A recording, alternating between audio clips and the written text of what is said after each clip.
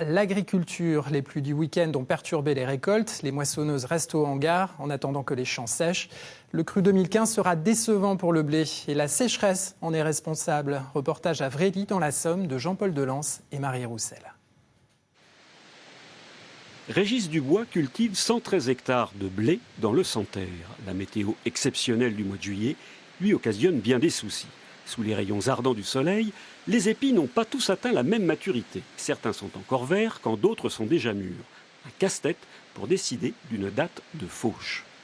Je dois faire un compromis, c'est-à-dire faire en sorte que l'épi qui est vert soit pratiquement mûr, en sachant que je vais sacrifier les grains de l'épi qui est déjà sec. Parce que les grains vont se dessécher plus et vont s'envoler derrière la machine. Après une récolte de petits pois catastrophique, c'est un deuxième coup dur pour la trésorerie de cet agriculteur. Le préjudice est pour le moment difficile à évaluer. Tout à fait. C'est en récoltant qu'on saura exactement. Mais enfin, aujourd'hui, moi je peux dire que personnellement, je subis un préjudice. De quel montant, je ne le sais pas. Mais il est là. À la coopérative agricole de Rosières-en-Santerre, on est préoccupé par cette situation inhabituelle qui aura des répercussions sur toutes les productions à venir. Aujourd'hui, c'est certain, on a des inquiétudes pour le maïs, qui est une plante qui nécessite beaucoup d'eau au moment de la floraison. Et là, on est vraiment en manque d'eau au moment de la floraison. Et les maïs ont une hauteur tout à fait anormale par rapport à la date fin juillet. On devra des maïs beaucoup plus beaux à ce stade-ci. Et puis ensuite, il y a d'autres cultures qui souffrent beaucoup de la sécheresse dans la région, c'est les pommes de terre. Et les agriculteurs qui ne sont pas équipés pour irriguer vont avoir des rendements fortement amoindris par ce manque d'eau. Aujourd'hui, il pleut sur notre région et les moissons sont à l'arrêt. La reprise est prévue jeudi. Commencera alors une course contre le temps pour éviter d'autres caprices de la météo. Et pour aller plus loin, nous recevons Jean-Luc Alain, représentant de la coordination rurale dans la Somme. Bonsoir Jean-Luc Alain. Bonsoir. Alors vous aussi, vous produisez des céréales, vous êtes aussi producteur laitier. D'habitude, quand une production va mal, on se rattrape avec une autre. Cette année, ça s'annonce compliqué parce que des deux côtés, ça ne va pas très fort. Ça va pas très fort. Bon, c'est surtout l'élevage qui va vraiment mal.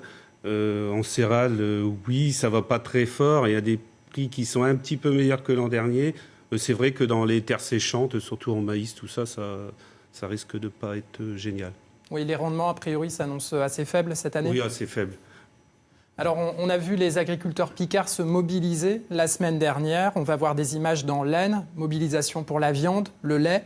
Un accord a été arraché vendredi avec plus 4 centimes pour le lait premier prix. Est-ce que c'est suffisant ? Bien sûr que non, c'est pas suffisant, mais c'est pas suffisant. Non, c'est pas suffisant, mais ça va être un moindre mal pour passer un peu le cap. Moi, je suis dans une laiterie, ça fait 4-5 mois, on est payé à 285 €. C'est certainement la pire.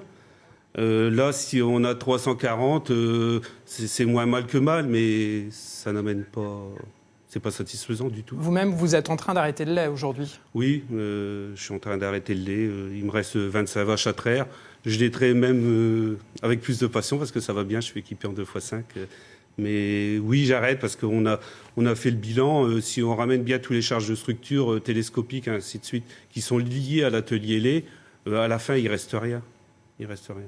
Alors ailleurs en France, la mobilisation se poursuit. On va voir des images en Alsace où les agriculteurs ont contrôlé les camions venus d'Allemagne. Est-ce que la ferme France peut lutter contre ses grands voisins aujourd'hui ? Elle peut lutter si on en donne les moyens. Je pense que l'Allemagne, ils ont eu d'autres objectifs. Ils ont fait des fermes avec de la méthanisation, ainsi de suite. Donc ils ont diversifié leurs revenus. Après, ils ont été peut-être moins frileux dans, entre guillemets, l'industrialisation quelque part que j'aime pas, mais ils s'y sont préparés, ils ont peut-être des fermes plus adaptées que nous à des prix bas, et surtout le fait de faire de la méthanisation, ils ont des revenus énergétiques si on veut, quoi. Et en plus, après, dans leurs abattoirs, leurs industries qui suivent, ils bénéficient de main-d'œuvre de l'Est, de Pologne, ainsi de suite, qui font que ils ont des coûts moindres que nous, et la France, on perd en production et en perd de marché. Et du coup, les fameuses centaines de millions promis par l'État français pour aider les agriculteurs, ça vous semble suffisant? Ça va boucher des trous. Je ne sais plus, même les centaines de millions, vous allez le diviser, son exploitation, même si ça fait 1000, même 15 000 euros. À l'échelle d'une exploitation, vous savez, si c'est un jeune qui est en investissement, ainsi de suite, ça ne représente pas grand-chose. Voilà, ça ne représente pas grand-chose. Tant qu'on n'aura pas des prix par rapport au coût de nos productions, il n'y a pas moyen.